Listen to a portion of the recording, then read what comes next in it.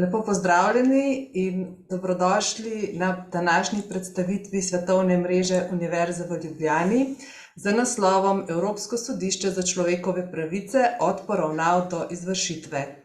Prvi del predstavitve bomo tudi posneli, objavili na naši spletni strani in delili posnetek z vami. Svetovna mreža Univerze v Ljubljani, ki jo krajše imenujemo SMUL, združuje Slovenijo, predvsem Slovenijo, povezane slovenske znanstvenike, profesorje in druge ugledne osebnosti, ki delujejo v akademskem, raziskovalnem in razvojnem okolju v tujini. S strani Univerze v Ljubljani si na različne načine prizadevamo krepiti povezovanje s člani in članicami SMUL, ki se tako lahko aktivno vključujejo v različne aktivnosti, doktorsko šolo, sodelovanje na letnih srečanjih in pa v različnih komisijah.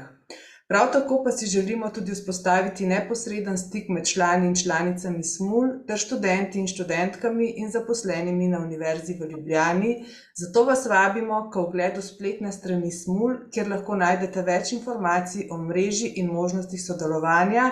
Prav tako se lahko s svojim uporabniškim imenom in geslom že povežete sami s člani in članicami SMUL, ki so podali to vrstno soglasje. Lahko pa nam seveda tudi vi posredujete vaše predloge za sodelovanje s člani in članicami SMUL.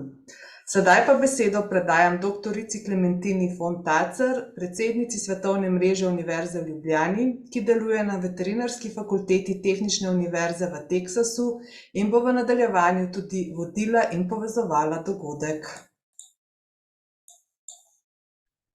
Hvala, Katja. Lepo pozdravljeni tudi v mojem imenu.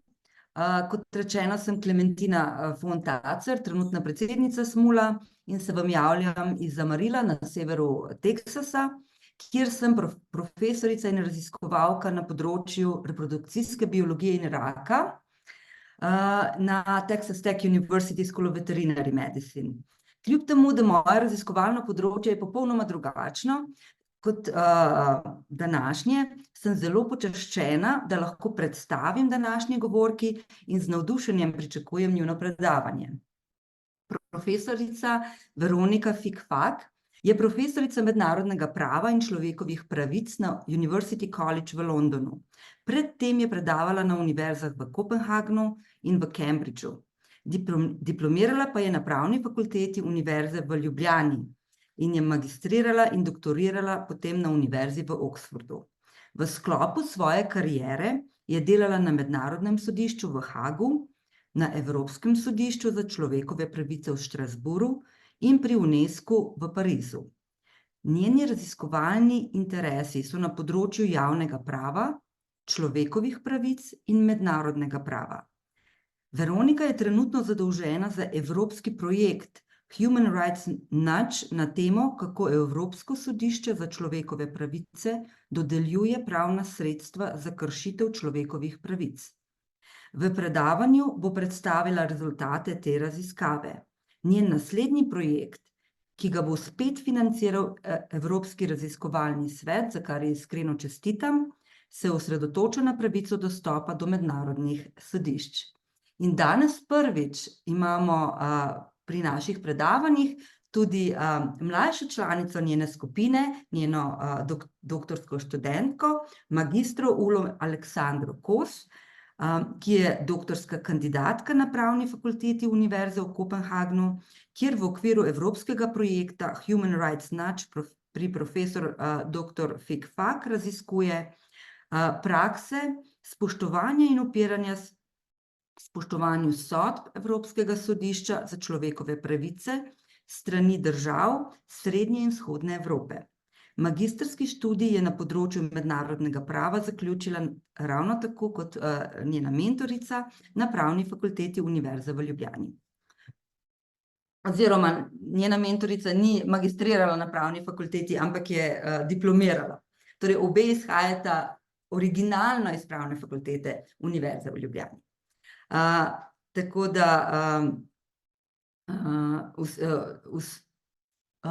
da s tem bi jaz zaključila in dala besedo predavateljicama in se že veselim. Veronika, prosim.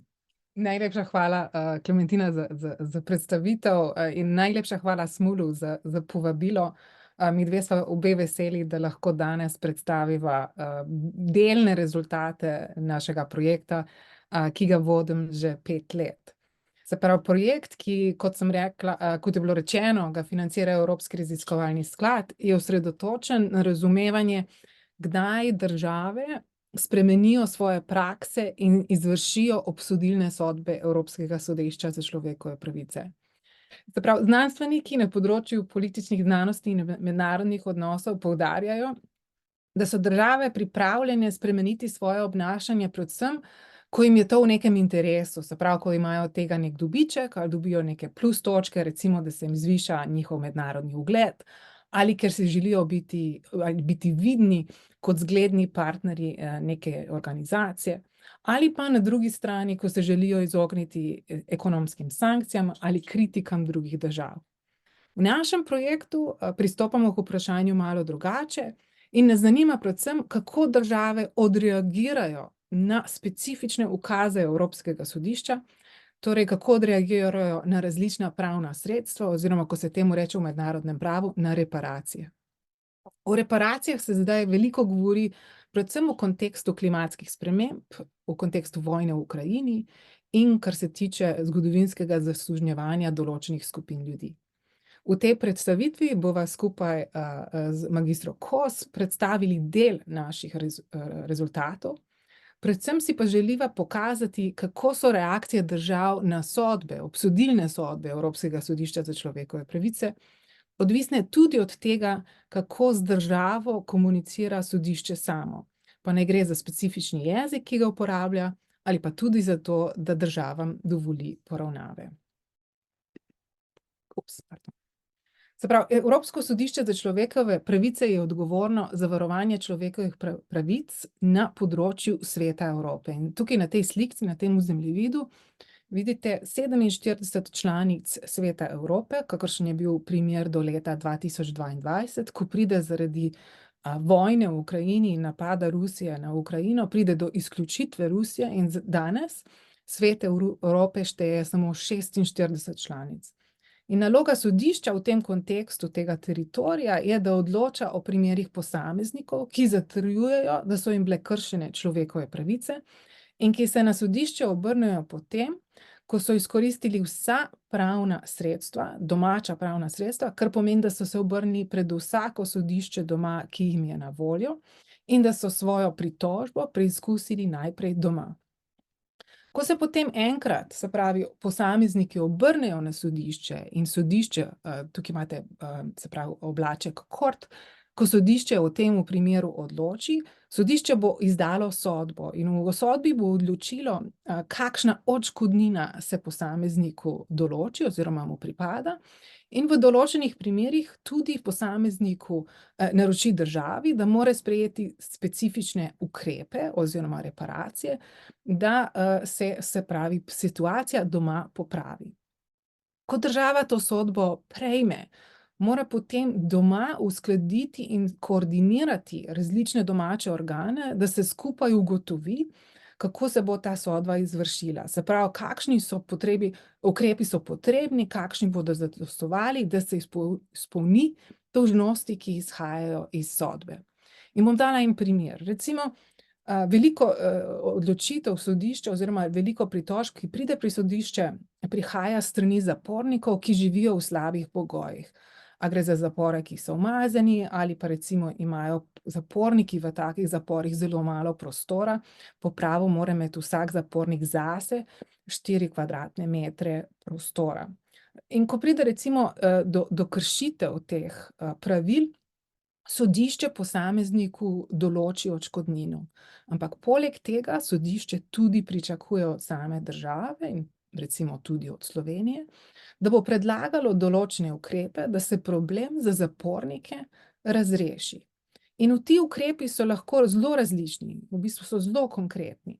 Na eni strani se lahko država odloči, da bo del zapornikov premestila v en drugi zapor. Potem se lahko odloči, da bo higiensko situacijo v zaporu spremenila. ali pa se bolj sistemsko odloči, na primer, da bo spremenila zakonodajo in da bo na ta način, recimo, da bo zmanjšala, da bo spremenila, za katera kazniva dejanja bo poslala posameznike v zapor in da jim bo dala namesto zapora kakšno drugo kazen, ali pa da bo recimo določeno obnašanje dekriminalizirala in na ta način zmanjšala število ljudi v zaporih in se tudi na ta način izvršila sodbo sodišča. Na drugi strani, se pravi, tako najbolj drastičen način izvršitve take odločitve pa je na primer gradnja novega zapora, kar je izredno drago in s čimer se tudi recimo trenutno ukvarja Slovenija. No, v tem postopku odločanja, ko se država odloči, kaj bo naredila v odgovor na neko sodbo, je v bistvu tako, da sodeluje veliko institucij, veliko organov. Posebej, če država okleva ali če se izvršitvi upira, da tega ne bi rada naredila ali da sodbo ignorira, ima veliko vlogo pri tem postopku, ki ga vidite na tem slajdu, v bistvu ima civilna družba, se pravi, mi temu rečemo NGO-ji, nevladne organizacije in tudi na mednarodnem nivoju odbor ministrov Sveta Evrope, se pravi tudi CM, Committee of Ministers, ki na državo na nek način izvajajo določen pritisk oziroma ji omogočijo preko javnih debat in na sestankih, da se o problemih razpravlja in na ta način poskušajo državi pomagati, jo vzbuditi ali jo celo prisiliti v izvršitev. Se pravi, da imamo nek ekosistem, ki pri temu, da pride do izvršitve, sodeluje. No, in kar želim recimo na tem grafu, kar smo mi odkrili oziroma na splošno videli in na tem grafu kažemo, je, da so določene države, ki so zelo dobri izvrševalci sodb, in Slovenija sodi med te države in smo jo podčrtali tamle z rdečo.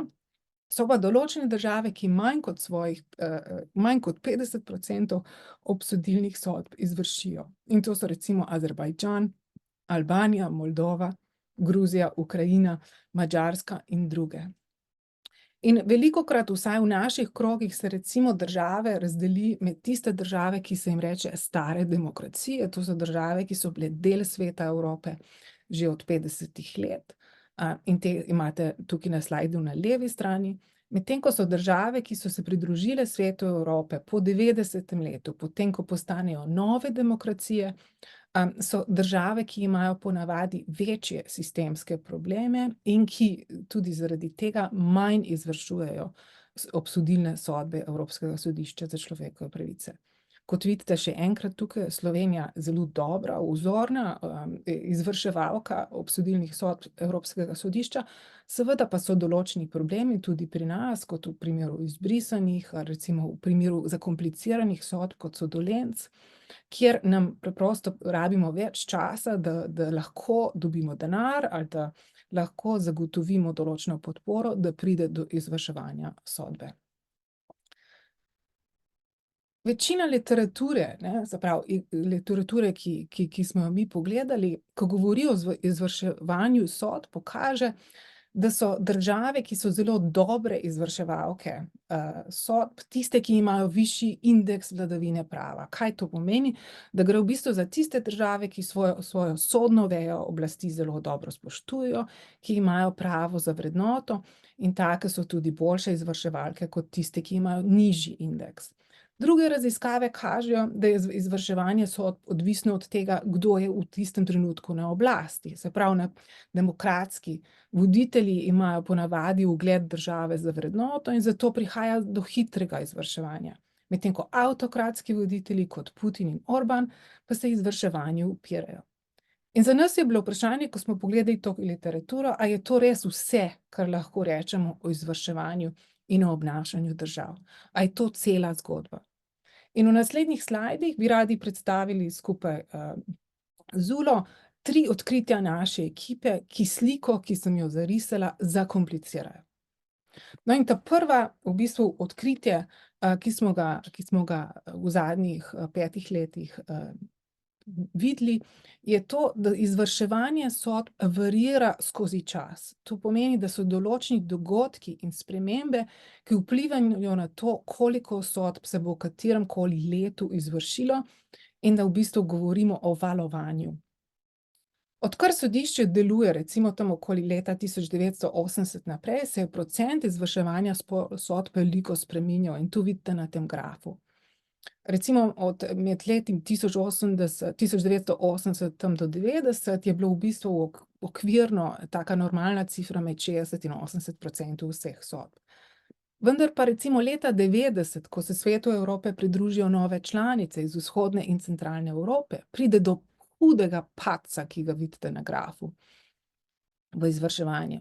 In to predvsem zaradi tega, ker te nove članice prinesejo s sabo nove probleme in to so sistemski problemi, ki so velikokrat vezani na prejšnje socialistične režime. Recimo pride do vprašanja, kako se ravna z zasebno lastnino, ali imajo posamezniki pravico do zasebne lastnine, ki prej ni obstajala. Drugič prihaja do prestrukturiranja sodne veje oblasti oziroma tega, kako hitro naj bi sodišča delovala. In za vse to je v bistvu potreben čas, da spremeniš te sistemske probleme, potrebuješ čas. In zaradi tega pride do padca v izvrševanju, ker so določene sodbe neizvršene in te države rabijo preprosto kapacitete, da pride do sprememb notranje. Drugi padec izvrševanja, ki ga vidimo, se zgodi med leti 2000 in 2010. Zdaj, če so bile za prvi padec odgovorne recimo nove članice oziroma nove demokracije, so za drugi padec odgovorne stare demokracije. Namreč, kaj se zgodi leta 2000 do 2010, je, da se med starimi demokracijami začne razprava o tem, da sodišče v Strasbourgu je preaktivno, da je preliberalno in da se začenja vtikati v notranje zadeve držav članic. In v teh letih pride v bistvu do debat med temi starejšimi državami članicami, da bi se sodišče moralo začeti malo brzdati, se pravi, da ne sme biti tako, bom rekla, po naše preaktivno. In v Brightonu, v Veliki Britaniji, pride do debate, da bi sodišče v bistvu moralo državam dati določeno polje proste presoje, mi temu rečemo margin of appreciation. Prosta presoja v tem smislu, da bi lahko države same ocenile, ali določeni problemi, kakšne ukrepe potrebujejo in da ne sme se avtomatično zaključiti, da je to kršitev človekovih pravic, ampak da se daje državam možnost, da same presodijo, a nekaj je kršitev ali ne. In kaj se zgodi? Zaradi teh kritik v bistvu države same nehajo izvrševati sodbe, sodišče pa na to odgovori na tak način, da pride do številnih reform in da na koncu koncev praksa in postopki Evropskega sodišča pripeljejo do tega, da postane sodišče bolj konzervativno. To pomeni, da postane bolj pazljivo do držav članic, predvsem starejših držav. In recimo, kar vidimo sedaj iz statističnih podatkov, je, da države, kot so Velika Britanija in Danska, da je proti njim sodišče izda manj obsodilnih sodb. In to vidimo, recimo, razlika med mladimi državami oziroma mladimi demokracijami in starimi, je, da so mlade obsojene na kršitve človekovih pravic tudi do 3-krat več kot starejše demokracije. In potem po letu 2010 vidimo, da je izvrševanje boljše in to ni seveda samo rezultat obnašanja držav samih, ampak tudi tega, da Evropsko sodišče postaja bolj popustljivo, da ima večjo mero presoje daje držav in v bistvu, kar zaključimo, je, da so valovi, ki smo jih odkrili, odvisni tako od samih držav in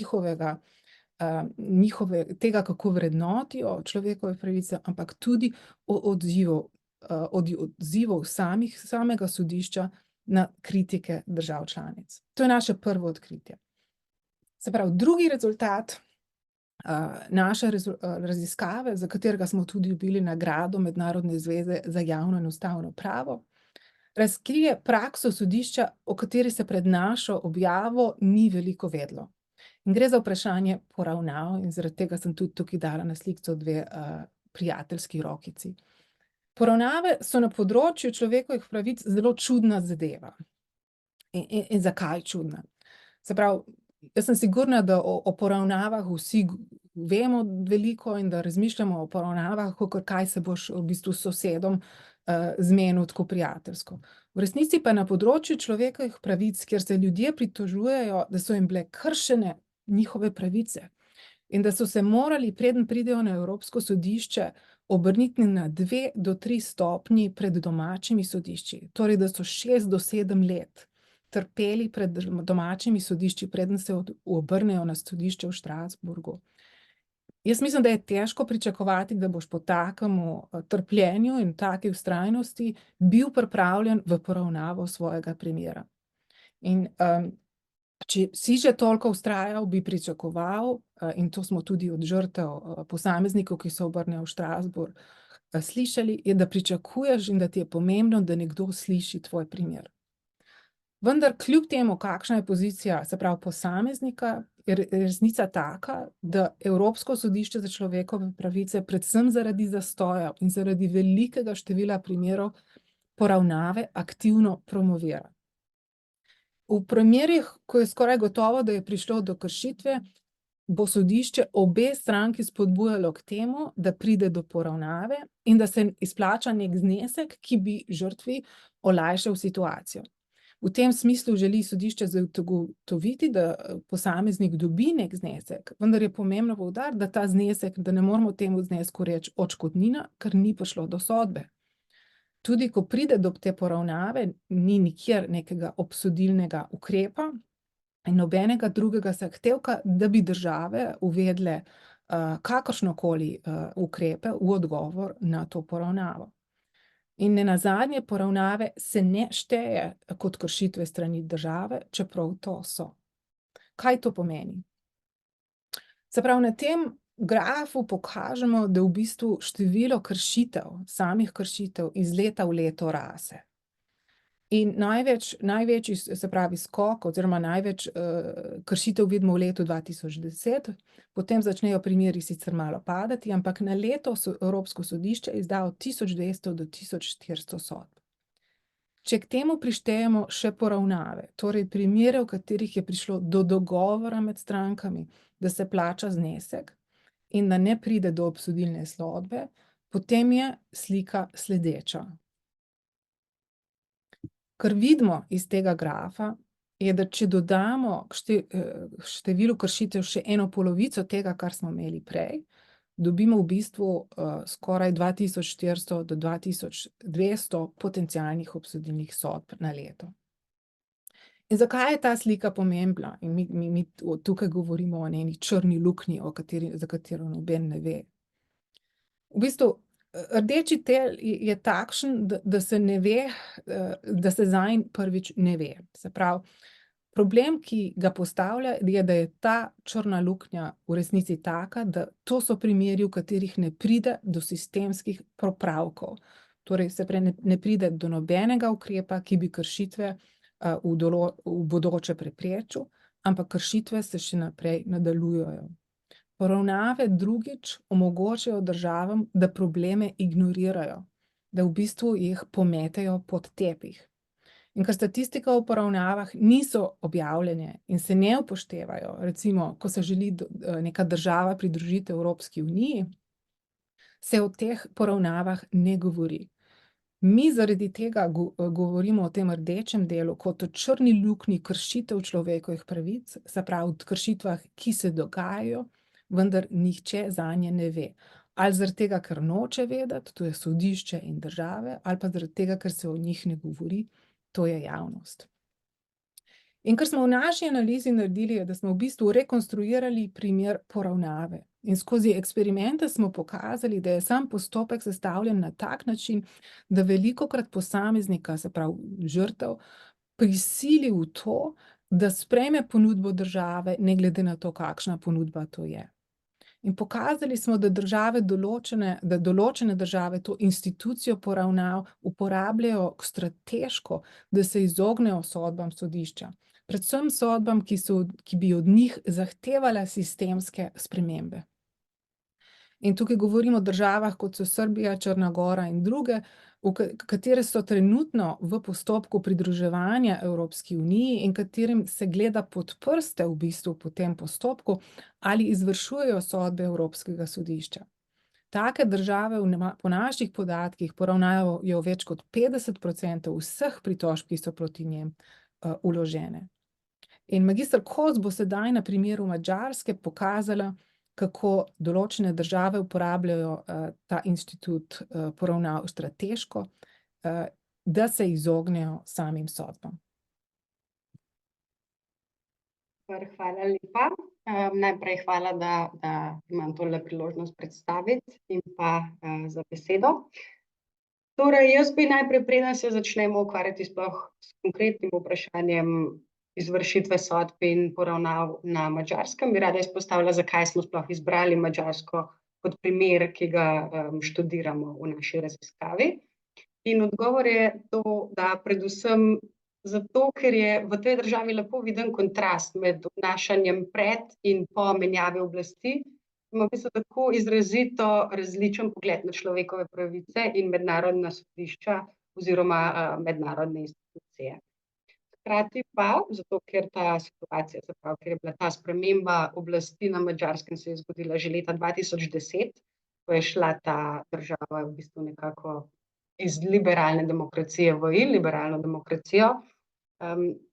Vsa ta leta so dala vladi oziroma celotnemu državnemu aparatu sedanjemu možnost, da se je ta ideologija nekako ukoreninila vse pore oblasti in v bistvu danes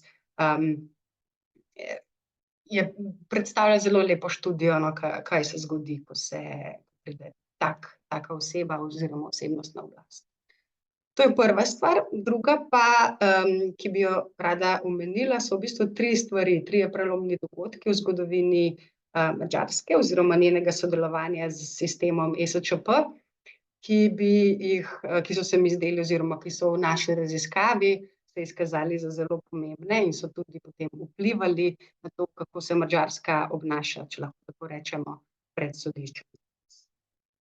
Torej, samo leto 2010 je, kot verjamem, da mnogi veste, bilo prelomno za to državo, ker je Viktor Orban prevzel oblast in njegova stranka je dobila veliko večino v parlamentu, torej parlamentarno.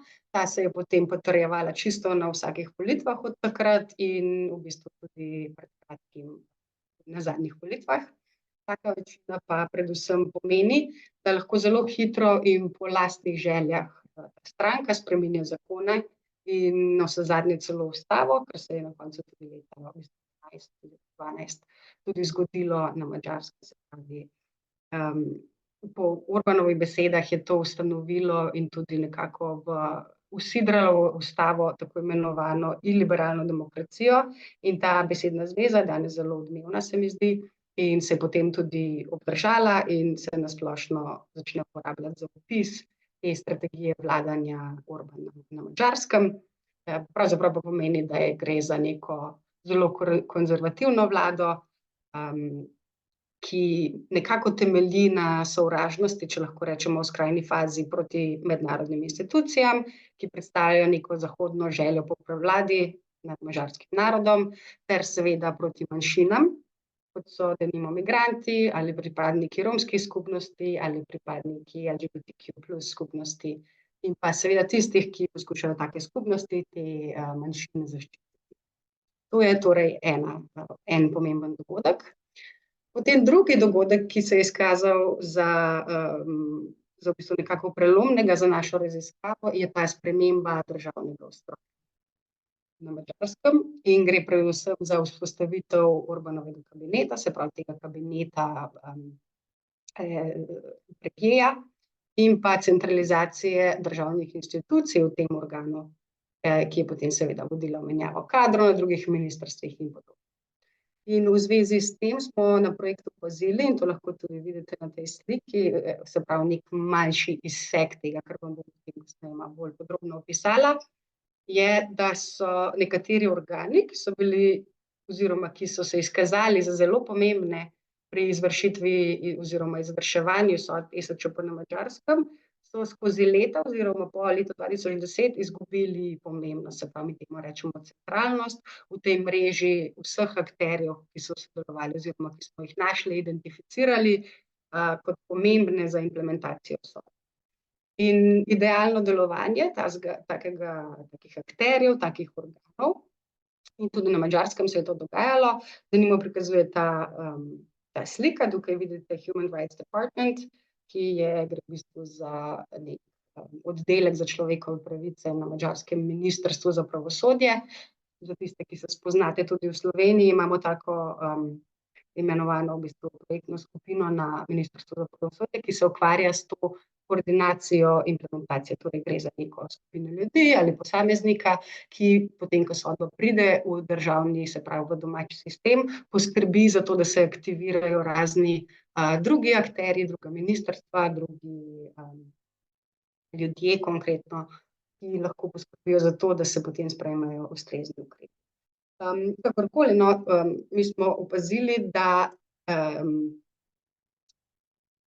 ko je tak organ recimo onemogočen oziroma ni dovoljeno več delovanje, lahko čisto formalno na zakonski ravni ali pa čisto informalno, pride do težav pri implementaciji. In tukaj konkretno smo opazili, da je ta oddelek za človekove pravice v tej mreži padel. In ker so v bistvu izgubili pristojnost. To je en primer.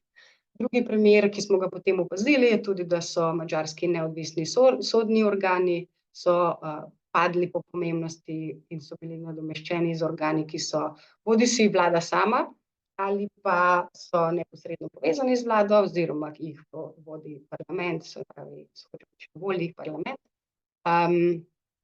In opazili smo pa tudi prekinitev nekaterih prej vzpostavljenih komunikacijskih kanalov, recimo med tem odborom za človekove pravice in sodstvom oziroma med raznimi sodnimi organi v sodni veji sami. Tako da v bistvu gre za neko razdrobitev te mreže, ki je v bistvu igrala zelo pomembno vlogo. To je bila druga nekako pomembna točka. In tretja pa je zaton civilne družbe.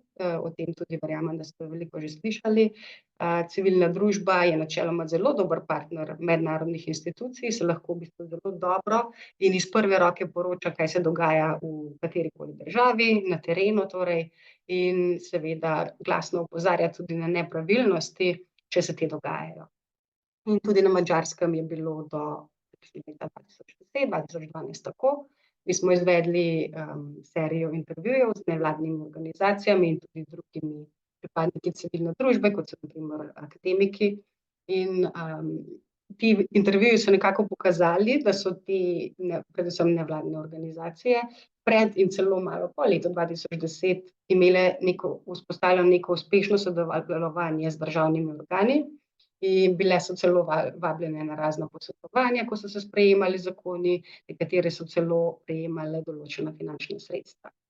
Potem pa smo opazili, se pravi skozi našo raziskavo, da so jih državni akterji začeli odslavljati, ignorirati, na koncu pa so v bistvu do njih tudi nekako bili sovražno nastrojeni in so jih označevali za tako imenovane tuje agente.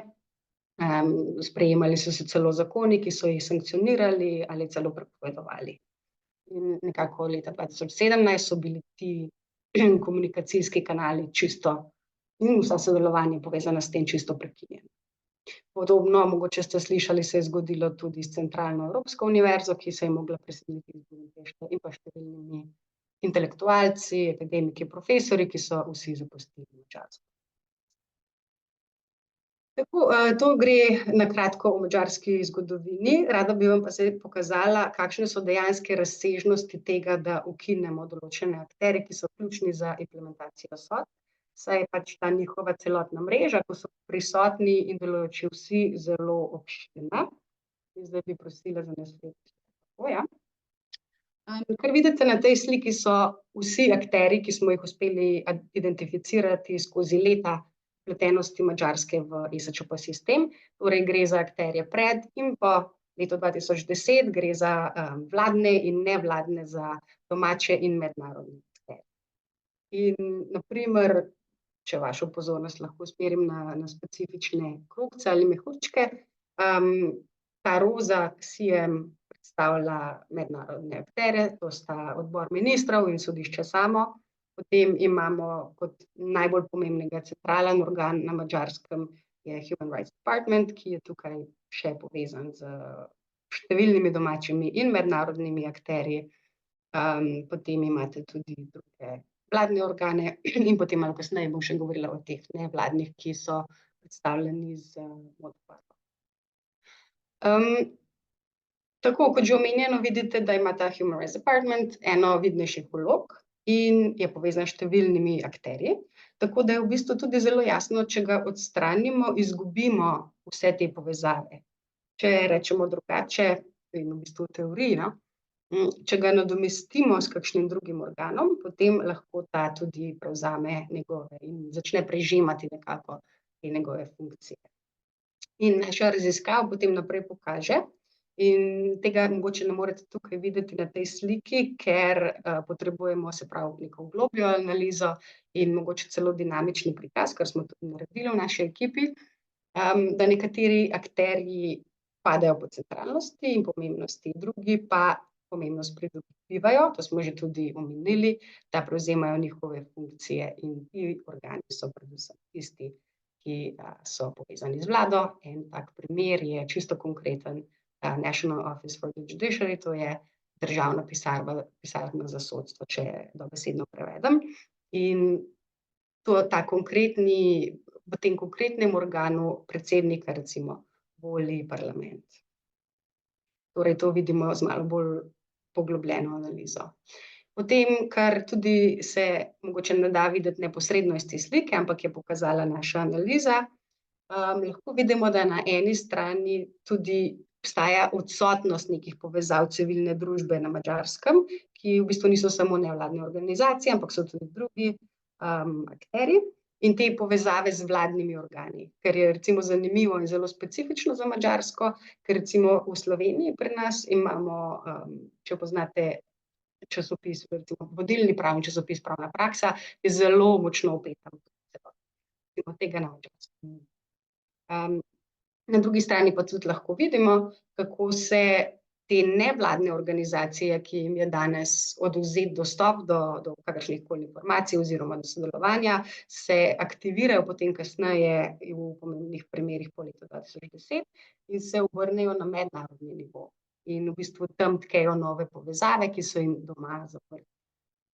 Tako da to je bilo zelo pomembno odkritje recimo v naši raziskavi in to tudi dinamično pokaže. Tako, zdaj pa gremo iz te nekako širše slike na bolj konkretno vprašanje izvrševanja sodb ESČP in tudi povežemo z prej omenjenim vprašanjem poravnav, ki je omenila Fikfak. Kakorkoli po letu 2010 se spremeni celoten pristop Madžarske do ESČP in v bistvu izvrševanje sodb. In kar pokaže naša analiza, je lahko povzeto v 3 strategije, mi to imenujemo strategije, ki jih država ubira v zvezi z implementacijo sodb. In prva je, in ta je malo povezana s tem, kar sem že prej omenila, se imenuje tako imenovani pravni formalizem, kar pomeni, da vlada oziroma akterji, ki sodelujejo pri implementaciji, poročajo sprejetje številnih ukrepov, vključno z novo zakonodajo oziroma predvsem z novo zakonodajo, ki pa je sprejeta brez kakšnega razmisleka oziroma po hitrem postopku in je večinoma vsebinsko prazna. Ena taka strategija tipična, druga strategija, ki smo jo odkrili, je v bistvu vezana zelo na domači nivo, na domači kontekst na Madžarskem in se navezuje v bistvu na to, da se v javnih govorih vladnih predstavnikov se išče krivca nekako za vse domače težave na Madžarskem in krivec je tipično Evropska unija, vendar podoben diskurz najdemo tudi na nivoju ESČP-ja in v zvezi s tem smo zaznali, da je madžarska vlada želela pred leti, torej mislim, da okrog leta 2012, uvesti nek poseben dodaten davek, ki naj bi pokril stroške odškodnin, ki jih naloži ESČP. In četudi je ta ideja kasneje padla, torej taka zakonodaja ni bila sprejeta,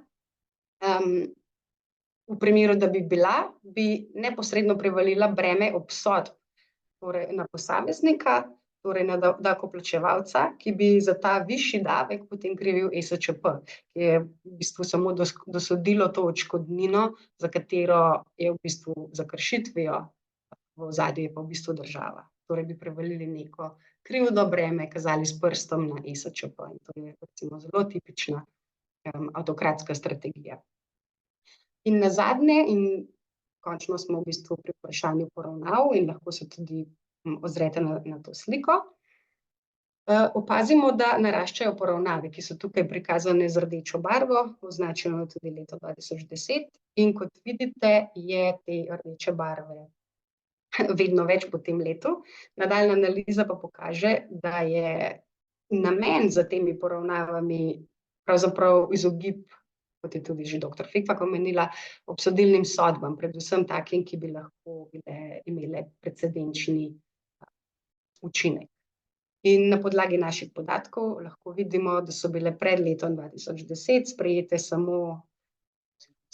sklenjene samo 4 poravnave. V letu 2010 pa so predstavljale povprečno 50% vseh primerov proti Madžarski in v teh skrajnih letih, kot sta na primer 2012, 2017, kar 70% primerov predstavljajo te poravnave in v bistvu praktično nadomestijo ostale tako imenovane normalne primere pred sodiščem. In v zvezi s tem je na tej sliki tudi zanimivo, če pogledate temno-sive stolpce po letu 2010, ki padajo, torej pada število zaprtih, uspešno razrešenih primerov, hkrati pa lahko opazite tudi ta nenehni boj med običajnimi ESČP sodbami, torej te, ki so sive in rumene, te poravnave, ki so pa in ta boj v bistvu se nagiba v prid poravnavam, če smem tako reči. In potencialno vprašanje, ki na tej točki nekako nastopi, je potem, če gre res za državno strategijo, ali je to mogoče le posledica nagnjenosti celega ESČP sistema k poravnavam, kot je že omenila dr. Fikfak. In naše stališče oziroma naši dokazi, ki smo jih preko let raziskav zbrali, kaže na to, da gre v bistvu res za strategijo, ker, kot omenjajo, je tak visok procent poravnav skrajno nenavaden v celotnem evropskem kontekstu. Hkrati pa imamo tudi druge indice, kot so na primer razni, to smo potem šli v globlje raziskave, diskurze recimo v madžarskem parlamentu, in ti indici so bili recimo, da se člani parlamenta pogosto pogovarjajo o tem, zakaj poravnave v določenih primerih niso bile sklenjene oziroma se celo obtožujejo, da bi se morale. In tako dalje. Potem tudi opazimo, da se množično poravnavajo tudi kakšne hujše kršitve, kot samo ponavljajoči primeri, in tipičen primer recimo takih kršitev so recimo kršitve povezane z dolžino in nezakonitostjo pripora, ki so v bistvu skokovito narasle, vendar se poskušajo s poravnavami nekako izbrisati iz tega sistema in nekako odstraniti iz tega, da bi jo mednarodno recimo občinstvo zaznalo. Tako, še en indic, da gre za strategijo, in tukaj se želim navezati na Poljsko, je v bistvu primerljiva država, v bistvu do pred kratkim bila primerljiva država Madžarski, se opravičujem, ker je tudi do pred kratkim, spet do zadnjih volitev nekako veljala tudi za iliberalno demokracijo. In tam se je podobno kot na Madžarskem sprememba oblasti zgodila leta 2015, ampak za razliko od Madžarske pa vladajoča stranka ni pridobila absolutne, če lahko tako rečem, večine v parlamentu, tako da je to potem tudi pripomoglo k temu, da formalno niso spremenili oziroma niso mogli spreminjati državnega ustroja in tudi ne zakonov. Jih pa to seveda ni ustavilo, da bi to počeli po manj pravni oziroma kar nepravni poti, kar je tudi povzročilo vse te sodbe, tako strani ESČP-ja kot tudi sodišča Evropske unije v zvezi z neodvisnostjo sodstva. Je bilo zelo očitno v medijih v zadnjih letih. In kakorkoli, če pogledamo te sliki, lahko vidimo trenda običajnih sodb, ki so predstavljeni s sivo barvo na obeh slikah, in pa poravnav na Madžarskem na levi, in Poljskem na desni strani.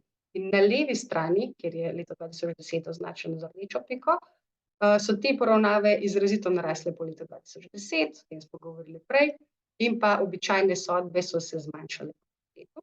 Če Če pa to primerjamo s Poljsko, in to je prikazano na desnem grafu, pa vidimo najprej porast poravnav po letu 2010 kot nekako spodbujano strani sistema, potem pa njihov izrazit padec leta 2015, ko se zamenja oblast. In pravzaprav z drugimi besedami, lahko sklenemo iz tega, da nova vlada iz nekega razloga je praktično prenehala poravnavati primere. Našo ekipo je potem zanimalo, kaj se dogaja in ali lahko ta trend prenesemo tudi na splošen odnos Poljske do sodišča, in smo ugotovili, da za razliko od Madžarske, ki se sodišču in sodbam na vsak način poskuša izogniti, Poljska po letu 2015 izbere zelo direkten pristop, direkten odklonilen pristop in jasno in na glas tudi pove, da sodb ne bo spoštovala, in na neki točki po letu 2021 celo začne trditi, da bo poljski pravni sistem nekatere sodbe sodišča jemal kot neobstoječe, torej da ne bodo obstajale, ko pridejo domov, ker so preprosto nezdružljive s poljsko ustavo. In to je zelo jasen primer zelo glasnega, očitnega, odklonilnega stališča do sodišča. In kar hočem reči, in to je tudi moja zadnja točka, je, da ne glede na to, da so si nekatere države, ki jih naš projekt raziskuje, politično ali zgodovinsko podobne, vsaka razvije svoj lasten pristop do sodišča, odvisno nekako od ciljev, ki jih zasleduje na mednarodnem nivoju, ter že prej omenjenega ugleda, če hočete, ki ga želi nekako ustvariti v očeh mednarodne skupnosti, pa seveda tudi doma, če gre za iliberalno, recimo, ureditev. In kar vidimo na zgornji sliki in kar sem želela povzeti skozi celotno predstavitev, sta ti dve diametralno nasprotni strategiji izogibanja sodišču, ki se kažeta tudi v tem, kako državi poravnavata. Na eni strani imamo Madžarsko, ki poskuša prikazati, kako sodeluje s sodiščem, v resnici pa poravnave izkorišča za izogibanje. In na drugi strani imamo Poljsko, ki brez sramu v bistvu na neki točki čisto neha sodelovati, neha poravnavati in se na glas in očitno upira sodišču in izvršitvi vseh njegovih sodb.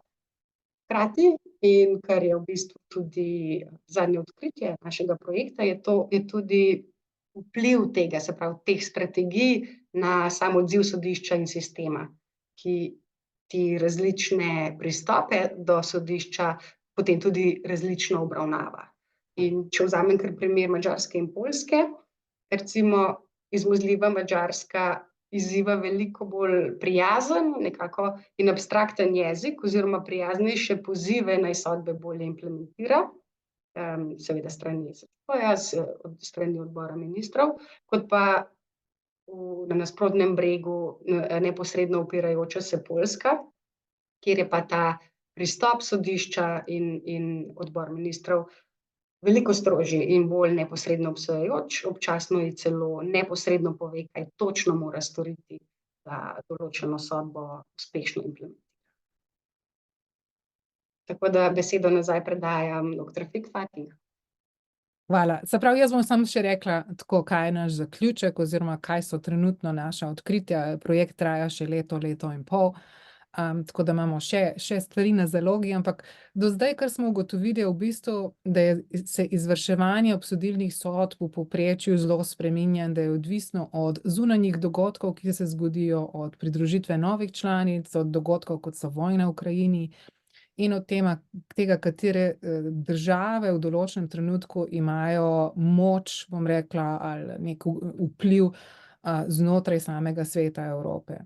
Drugo, kar smo pokazali, je, da v bistvu, da se do zdaj ni razmišljalo o poravnavah kot delu slike izvrševanja, ampak da moramo v bistvu razmišljati o tem, da sistem pred Evropskim sodiščem dovoljuje državam, da se izognejo obsodilnim sodbam, da se izognejo tudi v primerih, ko bi prišlo do takih sodb, ki bi predlagale ali zahtevale sistemske spremembe, kar pomeni, da bi tudi prinesle do sistemske protekcije, zaščite človekovih pravic.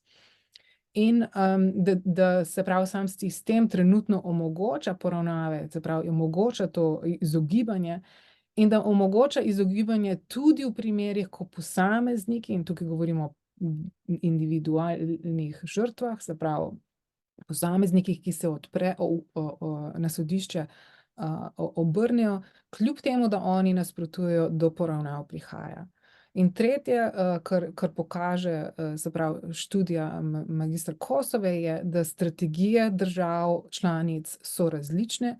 Ene uporabljajo poravnave, ene pa se tako obsodilnim sodbam kot samim poravnavam izogibajo in se odločajo za odprto upiranje samemu sistemu protekcije človekovih pravic.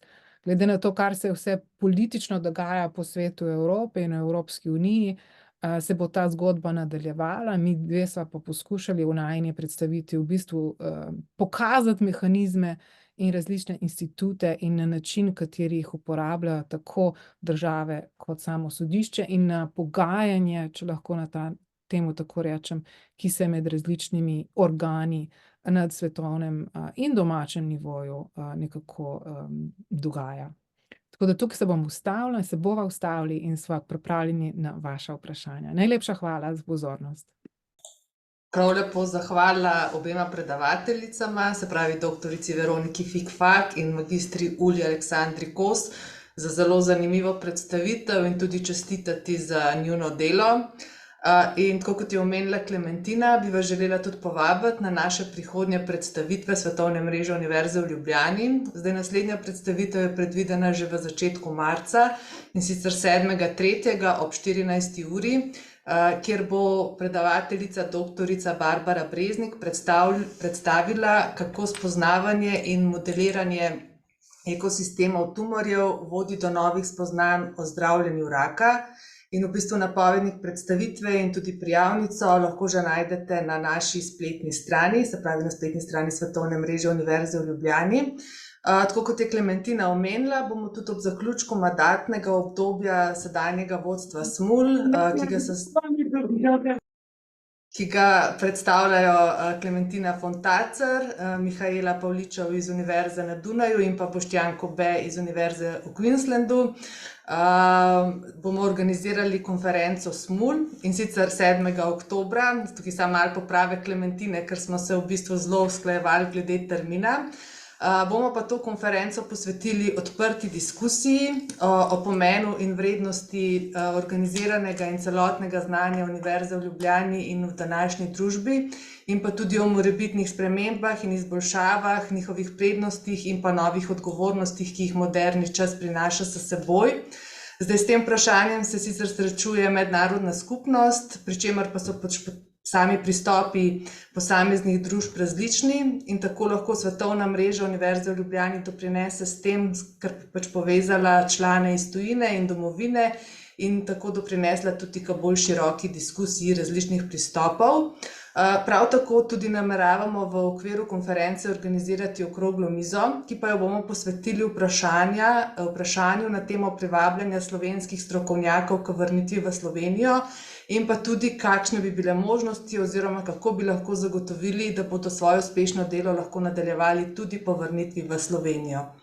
Tako da hvala tudi vam, da ste bili danes z nami, in pa vsem, ki ste se pa tudi prijavili na današnjo predstavitev preko prijavnice, bomo posredovali kratki anketni vprašalnik in pa tudi posnetek današnje predstavitve.